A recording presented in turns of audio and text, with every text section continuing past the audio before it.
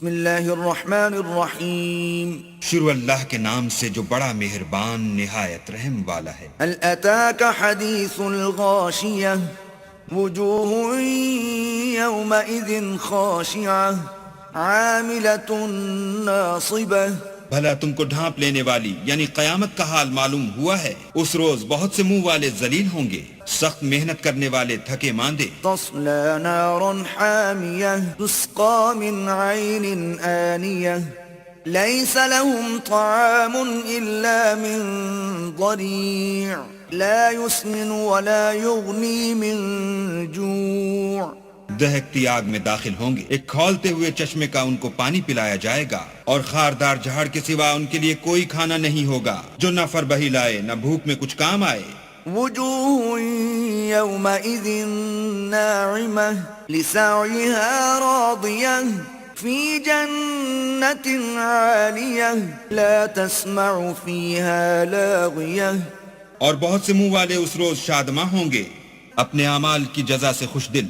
بہشت بری میں وہاں کسی طرح کی بکواس نہیں سنیں گے. فيها عين جارية فيها سرر مرفوعة وأكواب موضوعة ونمارق مصفوفة.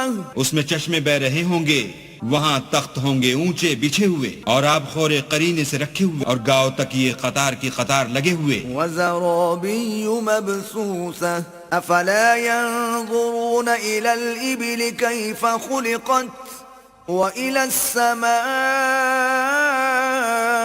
كيف رفعت وإلى الجبال كيف نصبت. اور نفیس مسندیں بچھی ہوئی. یہ لوگ اونٹوں کی طرف نہیں دیکھتے کہ کیسے عجیب پیدا کیے گئے ہیں، اور آسمان کی طرف کہ کیسا بلند کیا گیا ہے، اور پہاڑوں کی طرف کہ کس طرح کھڑے کیے گئے ہیں. وإلى الأرض كيف سطحت فذكر إنما أنت مذكر لست عليهم بمسيطر إلا من تولى وكفر. اور زمین کی طرف کہ کس طرح بچھائی گئی، تو تم نصیحت کرتے رہو کہ تم نصیحت کرنے والے ہی ہو، تم ان پر داروغہ نہیں ہو.